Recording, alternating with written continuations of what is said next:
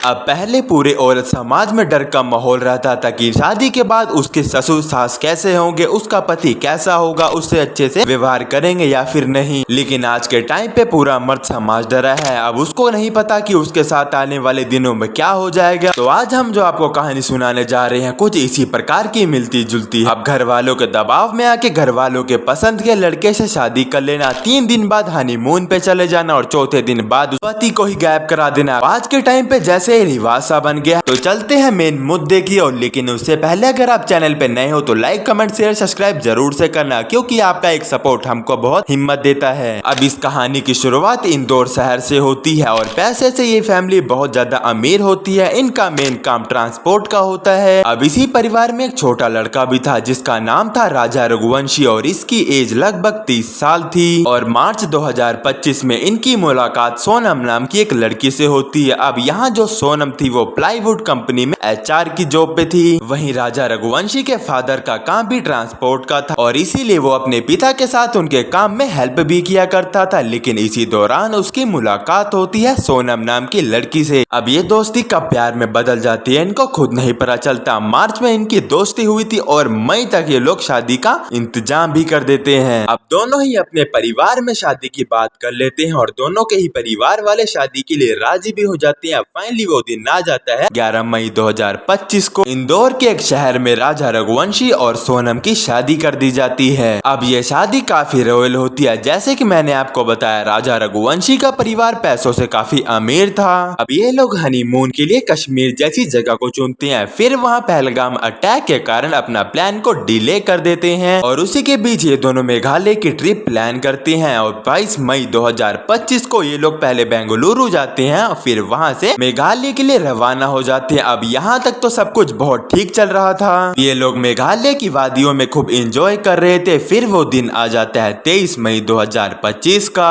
राजा रघुवंशी की माँ सोनम को कॉल करती है क्योंकि राजा रघुवंशी का फोन नहीं लग रहा था। फिर सोनम उनकी माँ को कहती है कि राजा अभी ट्रैकिंग करने के लिए पहाड़ों पे गए हैं, इसलिए वो जैसे ही आ जाते हैं फिर वो अपनी माता से बात कर लेंगे। अब यही वो दिन था 23 मई का जब सोनम ने राजा रघुवंशी की माता से बात करी थी। फिर 23 मई दोपहर 2 बजे से लेके 24 मई तक इनका फोन नहीं लगता। वहीं घर पे दोनों ही परिवार बहुत ज्यादा परेशान हो जाते हैं। अब यहाँ पर राजा रघुवंशी का बड़ा भाई सोनम के बड़े भाई से बात करता है, डिस्कस करता है। फिर वो दोनों प्लान करते हैं कि हम दोनों इनको ढूंढने के लिए मेघालय शिलोंग में जाएंगे। और 25 तारीख सुबह के 9 बजे ये दोनों शिलोंग पहुंच जाते हैं और सबसे पहले वहां जाके लोकल पुलिस को इसके बारे में इन्फॉर्म करते हैं, सारी जानकारी देते हैं। अब यहाँ पर इनको दो बड़ी मुसीबतों का सामना करना पड़ रहा था। पुलिस इनको अच्छी तरह सपोर्ट नहीं कर रही थी। उनका कहना ये था कि इनकी अभी नई नई शादी हुई है, ये नए नए कपल है, क्या पता घूमने फिरने में व्यस्त हों। और दूसरी दिक्कत ही वो थी लैंग्वेज बैरियर की, क्योंकि वहाँ के सारे लोग हिंदी तो नहीं बोलते थे। अब ऐसे में मान लो कि वहाँ के कुछ गिने चुने लोगों को हिंदी भाषा समझ आ रही थी। फिर राजा रघुवंशी के भाई और सोनम के भाई ने यहाँ पर सोशल मीडिया पे इस चीज को वायरल कर दिया। और थैंक्स टू सोशल मीडिया, क्योंकि यहाँ पर बहुत जल्दी चीजें वायरल हो जाती है और जो भी चीज वायरल होती है वो देश का एक मुद्दा बन जाता है। अब यहाँ पर इन दोनों की फोटो सोशल मीडिया पे वायरल हो गई थी, इसलिए मेघालय के सीएम और उत्तर प्रदेश के सीएम ने भी प्रशासन को टाइट कर दिया और तेज से तेज कार्रवाई करनी चालू कर दी। अब क्योंकि ये मामला बहुत ज्यादा हाईलाइट हो गया था, इसलिए पुलिस ने अपनी अलग अलग टीम बनाई, जल्द से जल्द कार्रवाई करनी चालू कर दी। अब यहाँ पर पुलिस की टीम सबसे पहले इनकी कॉल रिकॉर्ड चेक करती है और इनकी लोकेशन चेक करती है। फिर आसपास के सीसीटीवी कैमरे को खंगालती है। उनसे यहाँ ये पता लगता है कि ये दोनों 24 तारीख से पहले घूम रहे थे और इन्होंने एक स्कूटर भी रेंट किया था जिसमें भी एक जीपीएस लगा था और उसी की वजह से पुलिस वालों को उनकी पहली सफलता मिलती है। अब यहाँ पर इनको वो रेंट लिया हुआ स्कूटर एक घाटी के पास मिलता है जो कि पूरे अर्थव्यवस्था में पड़ा होता है। फिर पुलिस ड्रोन की मदद से वहाँ की घाटियों में सर्च करना चालू करती है। अब यहाँ पर एनडीआरएफ की टीम, लोकल पुलिस और आर्मी ऑफिसर, ये तीनों ही फोर्स मिलके इन दोनों की तलाशी कर रही थी। अब पुलिस को उनकी दूसरी सफलता घाटी के लगभग 700 किलोमीटर नीचे एक बोरे में मिलती है। वहाँ पर उनको एक बॉडी मिलती है जो कि लगभग आधी तरह से डिकम्पोज हो ही गई थी, लेकिन उनके हाथ पे एक टैटू बना था जिसपे लिखा था राजा।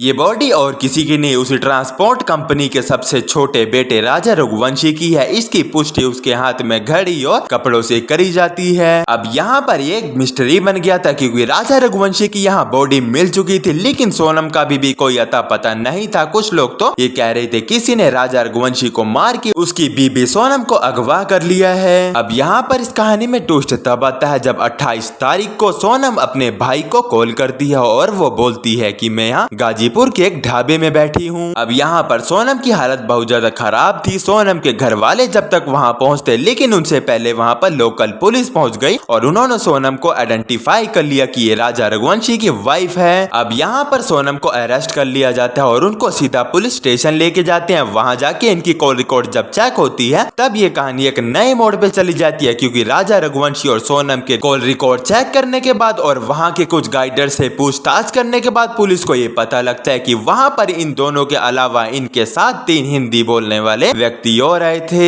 यहाँ पर सोनम से इन्वेस्टिगेशन थोड़ी टाइट की जाती है और उसके सामने जब ये सवाल रखा जाता है तब पुलिस को जो कुछ ऐसा पता लगता है जिसको सुनने के बाद तो आपके पैरों तले जमीन ही खिसक जाएगी। अब क्योंकि ये जो सोनम नाम की लड़की थी, इसका राजा रघुवंशी के कंपनी में काम करने वाले एक लड़के से जिसका नाम राज कुशवाहा था उसके साथ अफेयर चल रहा था। अब यहाँ पर ये बात थोड़ी चौंकाने वाली है क्योंकि सोनम और राजा रघुवंशी की खुद लव मैरिज हुई थी। फिर ये बीच में राज कुशवाहा नाम का व्यक्ति कहां से आ गया और वहां के गाइड से भी पूछताछ करने के बाद ये कंफर्म हो जाता है कि राजा रघुवंशी और सोनम के आसपास ये 3 व्यक्ति काफी दिनों से घूम रहे थे।